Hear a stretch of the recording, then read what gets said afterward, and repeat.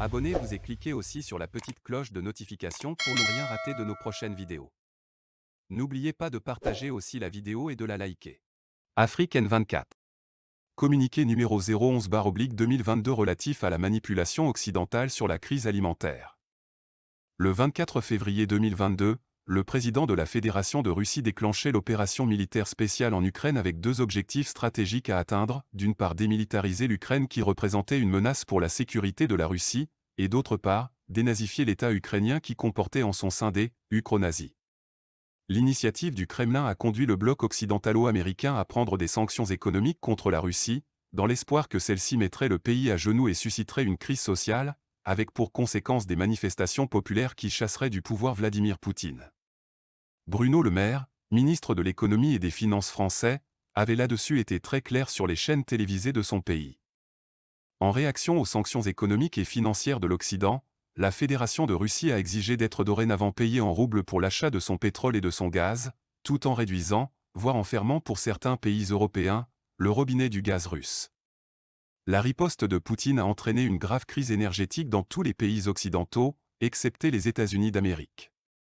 Par ailleurs, la Russie et l'Ukraine étant devenues un des greniers de la planète avec près de 135 millions de tonnes cumulées de production de céréales et d'engrais fertilisants, le conflit en cours faisait craindre une menace de famine mondiale.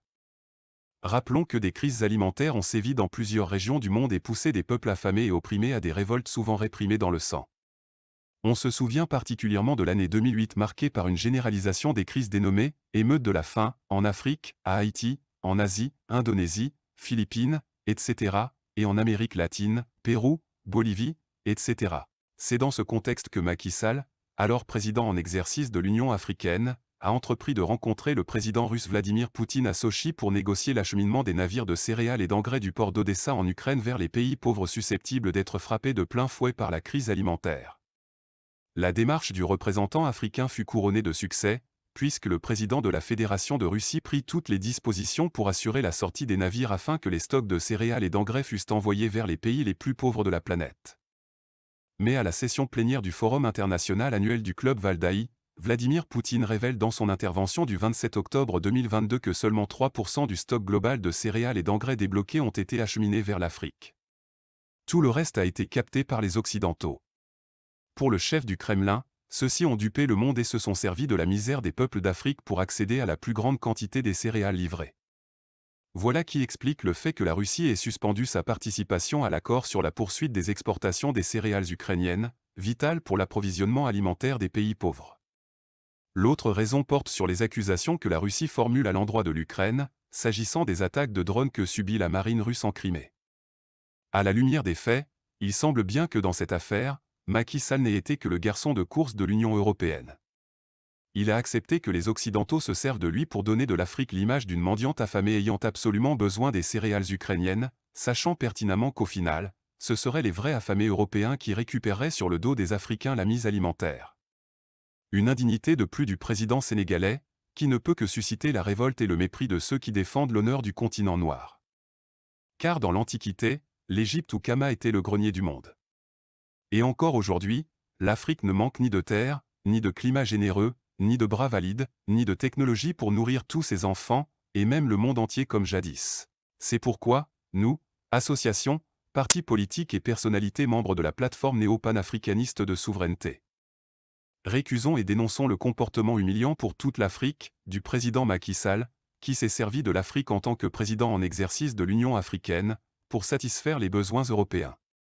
Fustigeons le discours mensonger de l'Occident, qui continue à s'enrichir et à se nourrir sur le dos des Africains, tout en voulant faire croire que c'est lui qui est d'une Afrique pauvre. Réaffirmons qu'une nouvelle génération est là, décomplexée, compétente, consciente et agissante, bien décidée à faire entendre la voix du continent noir quand les vassaux de l'Occident se taisent honteusement ou pervertissent la parole africaine. Fait à Addis Abeba, le 31 octobre 2022. Les signataires. Afrique Monde. 1. Kane Afrique, association des 54 pays africains. 2. Planète des jeunes panafricanistes PJP Monde. Burkina Faso. 3. APPE Burkindi. Cameroun. 4. La Limara du Cameroun, Ligue des masses pour la renaissance africaine. 5. New Pan African Power Cameroun NPPK. 6 au mouvement, 10 000 élus panafricanistes entre 2023 et 2028. Congo-Brazzaville. 7 Oxac, le solidarisme suffisant. Côte d'Ivoire. 8 Parti des peuples africains, PPACI. Comores. 9 Collectif de défense de l'intégrité et de la souveraineté des Comores, CEDISCOM. 10 Comité mahorais. 11 Ouaraba d'Afrique. Égypte. 12 New Power Orient NPO. France. 13 New Power Europa NPE. 14 Catiopa. Gabon. 15 AIDIU 241. 16 Copil Citoyen. 17 New Power. 18 Osons pour l'Afrique OPA. Guinée-Conakry. 19 Front National pour la défense de la Constitution FNDC. Mali. 20 M5 RFP Diaspora France-Europe. 21 Black Planet Movement. 22 Jeunesse Espoir du Mali.